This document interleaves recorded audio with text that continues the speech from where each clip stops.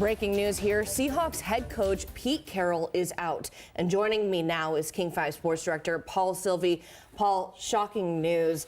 What do we know so far? Well, a lot of the fans are shocked for sure. Boy, this is a really, you look at the commitment that the Seahawks are making, and Pete Carroll and all these great years of football and then leading this team to the playoffs and all those years. And it's interesting. It's an interesting move, but it shows a commitment from the Seahawks organization that they won't settle for mediocrity, and that's the way it's been for the last 3 years. In a statement, Seahawks chair Jody Allen said, quote, "After thoughtful meetings and careful consideration for the best interest of the franchise, we have amicably agreed with Pete Carroll that his role will evolve from head coach to remain with the organization as an advisor."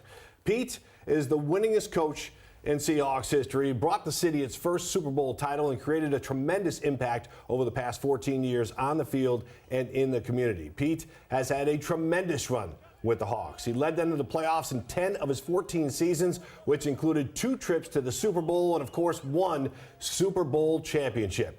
In his post-game press conference after the final game of the season in Arizona, Pete said he expected to be back as the head coach, emphasizing he was not worn out.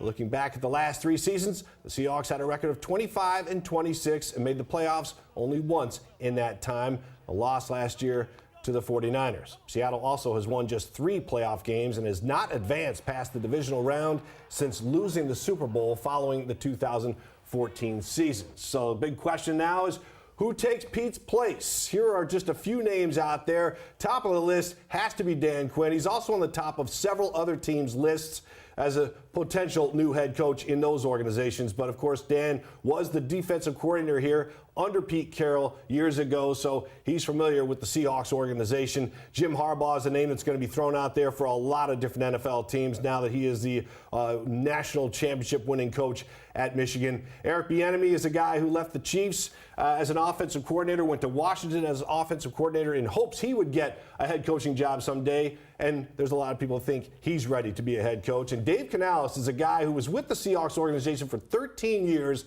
under Pete Carroll and has known about this organization for a long time and how this operates. He went to Tampa Bay as the offensive coordinator this past season, and look at them, they've won their division. So he gets a lot of credit for the work he's done with Baker Mayfield, the quarterback for the Bucs. Dave Canales is just one of those sleeper candidates, but a younger guy who certainly would be a good fit here in Seattle and looking for his first shot as a head coach. But it's just interesting that you look at this whole thing, and personally and selfishly, I'm going to miss Pete Carroll. I love sitting down with him every week and just having that chat with him and being able to talk about things other than just football.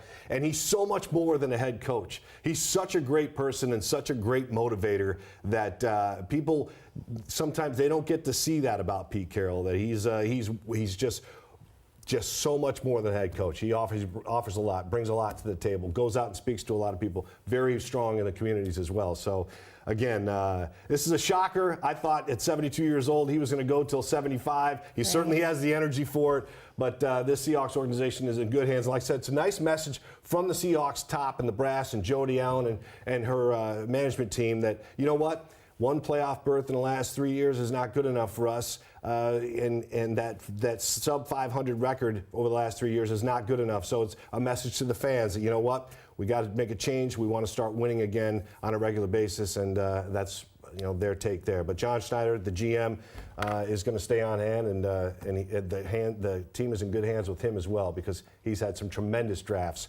over the last couple of years. So. Organization's in good hands, Kristen, and fans, don't worry about it. It's in good hands. There's going to be a top candidate coming in because this is a very valuable job, very sought-after job, and there's going to be a lot of candidates that want to come here. And real quick, Paul, do you think the fact that they're keeping him on in an advisor capacity is telling in any way? No, I really don't. I don't understand quite what that is. Of course you want Pete Carroll around your organization. Right. He's created a tremendous culture over there, but I wouldn't expect to hear much from him as he drifts into the back of the scene and the head coach comes to the forefront. So I wouldn't read too much into the advisory role. Okay, and we know there's a press conference coming up, and this is obviously something you're going to be following all day. That's right, yeah. Press conference at 1 o'clock. We'll hear much more from Pete at that point, and then we'll be out there covering it for you from this point on. So it should be an exciting day and a lot of speculation to go with it as well. All right, thank you so much, Paul. Sure.